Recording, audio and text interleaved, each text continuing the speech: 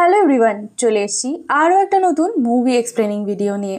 আজ আমি এক্সপ্লেন করতে চলেছি নতুন রিলিজ হওয়া মুভি আঁখো কি গুস্তাখিয়া। তাহলে তাড়াতাড়ি করে ভিডিওটাকে লাইক করে দাও আর চ্যানেলটাকে সাবস্ক্রাইব করে দাও। তাহলে গল্পটা শুরু করা যাক। মুভি শুরুতেই আমরা একটা মেয়েকে দেখতে পাই যার নাম ছিল সাবা। তাকে আমরা ট্রেনের মধ্যে দেখতে পাই। সে তার চোখের মধ্যে পট্টি বাঁধা অবস্থায় ছিল। আসলে সাবা একজন থিয়েটার অ্যাক্টর ছিল যে কিনা মুভির রোলের জন্য প্র্যাকটিস করছিল। তাকে আসলে ভালোভাবে ব্লাইন্ড পার্সনের অ্যাক্টিং করতে হবে। এই কারণে সে নিজের চোখে কাপড় বেঁধে মাসুরিতে যাচ্ছে যাতে করে সে নিজের অ্যাক্টিং এর ভালোভাবে প্রস্তুতি নিতে পারে। কিন্তু এখানে সাবা অনেক বেশি টেনশনে মনে হচ্ছিল, কারণ তার ফ্রেন্ড যে কিনা আসবে বলেছিল সে লাস্ট মোমেন্টে প্ল্যান ক্যান্সেল করে দিয়েছে, যার কারণে সাবা কিছু বুঝতে পারছিল না যে সে কি করবে। তারপরে আমরা সাবার কাছে জাহান নামের একজন লোককে দেখতে পাই যে সত্যিকারেরই অন্ধ ছিল, যে সাবাকে প্যানিক করা অবস্থায় শুনতে পাচ্ছিল। তখন সে সাবাকে জিজ্ঞাসা করে, তুমি এত ভয় কেন পাচ্ছ?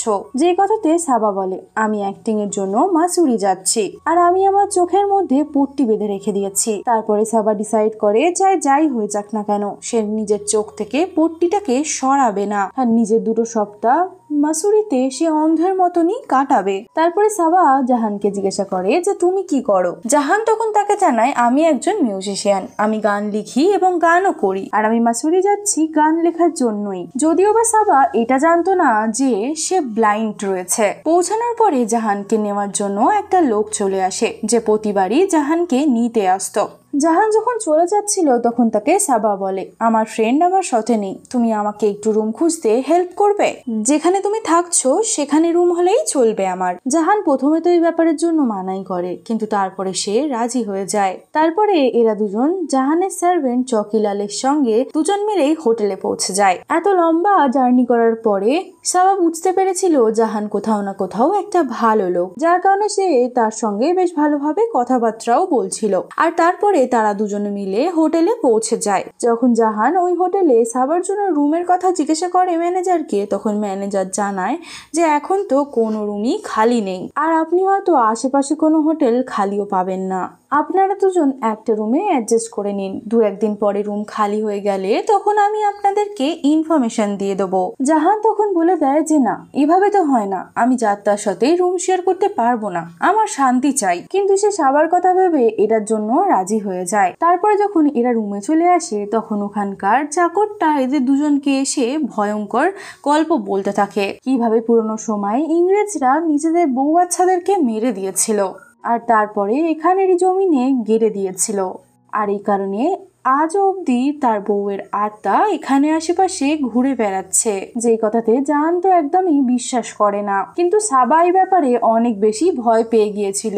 রাতে যখন জাহান ঘুমাচ্ছিল তখন তার বেডে সাবা চলে আসে আর সাবা এসে বলতে থাকে, আমার না ভয় ঘুম আসছে না, আমি কি তোমার কাছে শুয়ে পড়তে পারি? তার জন্য জাহানও তাকে তার পাশে শোয়ার জায়গা দিয়ে দেয়। পরের দিন সকালে সাবার কাছে সাবার বাবার ফোন আসে, যে তাকে জিজ্ঞাসাবাদ করছিল যে তোমার তৈরি কেমন চলছে সবকিছু। তখন সাবাও তাকে বলে যে হ্যাঁ, আমার খুব ভালোভাবেই তোড়জোড় চলছে। তারপরে সাবা নিজের জন্য কফি বানাতে যায়। যা হোক করে জিনিসপত্র ফেলে সে নিজের জন্য শেষমেশ একটা কফি বানিয়ে নেয়, কিন্তু এই টাইমে সে গ্যাস বন্ধ করতে ভুলে গিয়েছিল। যখন স্মেলটা জাহান পায় তখন সে তাড়াতাড়ি করে এসে গ্যাসটাকে বন্ধ করে দেয়। তার সাথে সাথে সে সাবাকে অনেক কথাও শোনায়। সে বলতে থাকে, তোমার পাগলপন্থীর চক্করে আজ আমরা মরতে বসেছিলাম, যার কারণে সাবা অনেক বেশি স্যাড হয়ে গিয়েছিল। তারপর সেখানে চকিলাল আসে এবং বুঝতে পারে দুজনের মধ্যে কোনো ঝামেলা হয়েছে, তাই জন্য তারা দুজনকে নিয়ে ঘুরতে বেরিয়ে যায় যাতে করে তাদের মনটা হালকা হয়। কিছুক্ষণ পরে তারা দুজন সেখানে বসে গল্প করতে শুরু করে, যেখানে তারা তাদের ফ্যামিলির ব্যাপারে কথাবার্তা বলছিল। তখন জাহান জানায় যে তার বাবা মা এই দুনিয়াতে নেই। এইসব শোনার পরে সাবার মনে হয় যে জাহান কতটা একা, তার জন্য তার মনে করুণা জাগতে থাকে। কিন্তু এখনো অবধি জাহান তাকে এটা বলেনি যে সেও অন্ধ। জাহানের মনে হচ্ছিল সে যদি সাবাকে এই কথাটা বলে তাহলে হয়তো সে বেচারা হয়ে যাবে আর তার প্রতি সহানুভূতির কারণে সে আরো ভালোভাবে বিহেভ করবে, সেটা সে একদমই চাইছিল না। তারপরে তারা হোটেলে ফিরে আসে আর তারপরের দিন থেকে তারা ঘুরতে বেরোনো শুরু করে দেয়। এইভাবে আস্তে আস্তে দুজনেই মজা করছিল। দুজনে কিছুই দেখতে পাচ্ছিল না, কিন্তু তারপরেও তারা অনেক খুশি ছিল। এইভাবেই দেখতে দেখতে বেশ কিছুদিন কেটে যায়। তারপরে একদিন হোটেলের মধ্যে একটা পাখি ঢুকে আসে। সেটা দেখার পরে সাবা অনেক চিল্লাতে থাকে। তখন জাহান স্নান করতে যাচ্ছিল, তাই জন্য সে তাড়াতাড়ি করে গিয়ে পাখিটাকে তাড়ানোর চেষ্টা করে, কিন্তু টাওয়ালটা সেই টাইমেই পড়ে যায়। এই কথাটা যখন সাবা বুঝতে পারে তখন সে খুব হাসি ঠাট্টা করে। তারপরে সে জাহানকে চিরাতে শুরু করে দেয়। সে বলে, আজকে আমি তোমাকে দেখেই নেবো। তখন জাহান লজ্জা পেয়ে দৌড়াতে শুরু করে দেয় সেখান থেকে, আর তখন সে সেখানেই পড়ে যায়। তারপরে দুজনে এতটাই ক্লোজ চলে আসে যে দুজনের মধ্যে কিস হয়ে যায়। আসলে সাবার জাহানকে বেশ পছন্দই ছিল। একদমই জাহান উঠে বলে, আমাদের মধ্যে যেটা হয়েছে সেটা একদমই ঠিক হয়নি, আমাদের এটাকে একদমই ভুলে যাওয়া উচিত। এটা শোনার পরে সাবার মনে হয় যে জাহানের হয়তো আমাকে একদমই পছন্দ হয়নি, আর এটা ভাবতে ভাবতে সে নিজেকে একটা রুমের মধ্যে বন্ধ করে নেয়। তখন জাহান তাকে মানানোর জন্য আসে আর বলতে থাকে, যদি তুমি তোমার চোখের পট্টিটা সরিয়ে আমাকে দেখো তাহলে হয়তো তুমি আমাকে একসেপ্ট করতে পারবে না। যে কথাতে সাবা বলে, যখন ভালোবাসা হয়ে যায় তখন মানুষ মানুষকে জাজ করে না, আর আমিও তোমাকে জাজ করব না। এটা শোনার পরে জাহান তখন সাবাকে বলে, তুমি একবার দেখতে চাইলে দেখতে পারো, কিন্তু সাবা তো তাকে সোজাসুজি না বলে দেয়, আমার দেখাতে কোনো বদলাবে না আমার ফিলিংস। তারপরে রুমের গেট খোলার পরে জাহানের কাছে সে চলে আসে, আর তারপর আজকে তারা ইন্টিমেট হয়ে যায়। তারপরে সাবা জাহানকে বলে যে কালকে ভ্যালেন্টাইন ডে রয়েছে, আর এই কারণে আজকে রাতে হোটেলে পার্টি রাখা হয়েছে যেখানে সব কাপলরা এনজয় করবে, আর আমরাও সেখানে যাব। তখন জাহান বলে যে আমাদের সেখানে কোনো কাজ নেই, কিন্তু সাবা তো তাকে জবরদস্তি তৈরি করে পার্টিতে নিয়ে চলে যায়। এখনো অব্দি জাহান তাকে বলেনি যে সে দেখতে পায় না চোখে। তারপরে এরা দুজন মিলেই পার্টিতে থাকে। যখন সব কাপলরা ডান্স করছিল তখন জাহান সুযোগ বুঝে সেখান থেকে পালিয়ে যায়। যখন সাবা জাহানকে কোথাও খুঁজে পাচ্ছিল না তখনই সে শেষমেশ নিজের চোখ থেকে পট্টিটাকে সরায়, কিন্তু জাহান তো এখন সেখান থেকে চলে গিয়েছিল।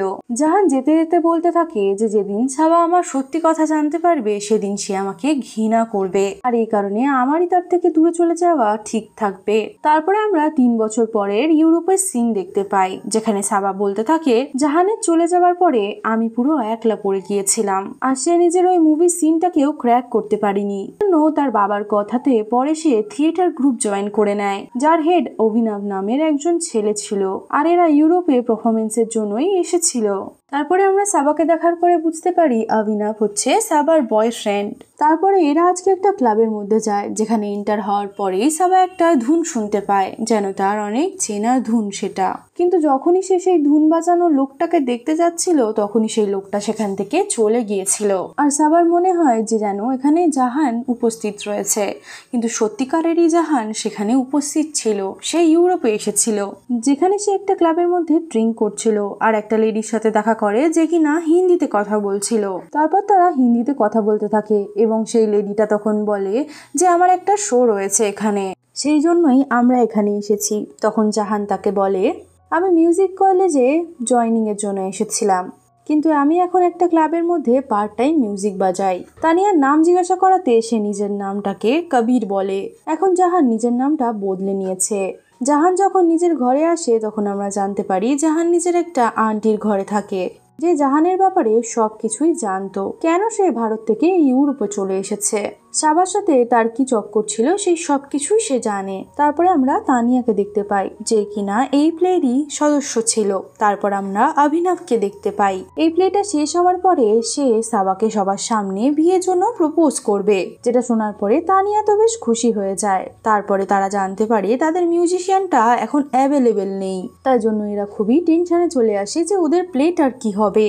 তখন তানিয়া বলে, আমি একজন মিউজিশিয়ানকে চিনি, হয়তো সে আমাদের সাহায্য করতে পারে। তারপরে তানিয়া পরের দিন জাহানকে নিয়ে প্লেতে চলে আসে। অভিনব তখন তাকে বলে তাদের কোন মিউজিকটা লাগবে, তখন জাহানও মেনে যায়। এরপরে যখন জাহান মিউজিকটা বাজায়, এটা শোনার পরে সাবার পুরো মাথায় ঘুরে যায়, কারণ এটা তো জাহানেরই মিউজিক ছিল। অভিনব তখন জাহানকে সবার সাথে দেখা করায়, আর অভিনবের সামনে আবার পুরো প্লে টিমের সামনে সে নিজের নামটাকে কবির বলে। আওয়াজ আর কথা বলার ধরনে সাবা বুঝতেই পেরে গিয়েছিল এটা কোনো কবির নয়, তারই জাহান। তার মানে সেও আজ অব্দি তাকে ভুলতে পারেনি। যখন জাহান সেখান থেকে চলে যাচ্ছিল তখন সাবা তাকে আটকে বলে, তুমি কবির নয়, তুমি জাহান। কিন্তু জাহান তো তাকে সোজাসুজি মানা করে দেয় এবং সেখান থেকে চলে যায়। তারপরে জাহানকে যখন তার আন্টি নিতে আসে তখন অভিনবকে দেখার পরে তার আন্টি অভিনবকে ইনভাইট করে ডিনারের জন্য। জাহান তখন তার আন্টিকে চুপকে সারে জানিয়ে দেয় যে সাবা ওই টিমেরই অংশ, তাহলে আপনি ওদেরকে বেকারি ডাকলেন। রাত্রেবেলা যখন সবাই ডিনারে আসে তখন সাবা তো জাহানকেই দেখে যাচ্ছিল। তাদের চলে যাওয়ার পরে তখন জাহানকে তার আন্টি বলে, এই মেয়েটা আজও অব্দি তোকে ভুলে উঠতে পারিনি, আর এখন যদি সুযোগ পাস তাহলে সাহস করে তার সাথে কথা বলে নে, নিজের পুরো ম্যাটারটাকেই শেষ করে দে। এইসবের পরে জাহান পরের দিন প্র্যাকটিসের পর সাবার সাথে দেখা করে আর তারপর সে রিভিল করে যে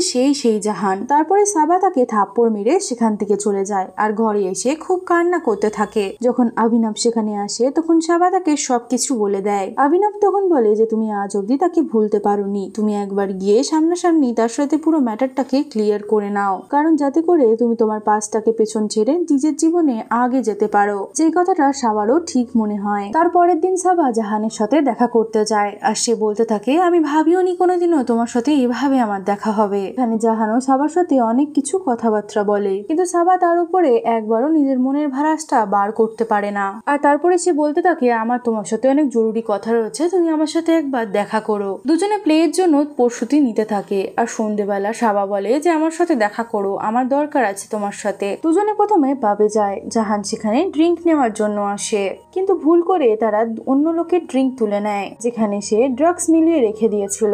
এই ড্রিঙ্কটা নিতে নিতে এরা দুজনে পুরনো কথা মনে করতে শুরু করে দেয়। ড্রাগসের কারণে সাবা জাহানের ওপরে নিজের মনের ভারাস বার করে দেয় যে তুমি আমাকে ওই দিন একা ছেড়ে চলে গিয়েছিলে, তোমার জন্য আমি কত তোড় পেয়েছি। জাহান তখন বলতে থাকে, আমার মধ্যে কমই রয়েছে, আমি তোমার লায়াক নই, আর না আমি তোমার মতো হতে পারবো কোনোদিনও, আর সেই জন্যই আমি সেখান থেকে চলে গিয়েছিলাম। তারপরে সাবা বলতে থাকে যে একবার আমার সাথে কথা বলে তো দেখতে পারতে।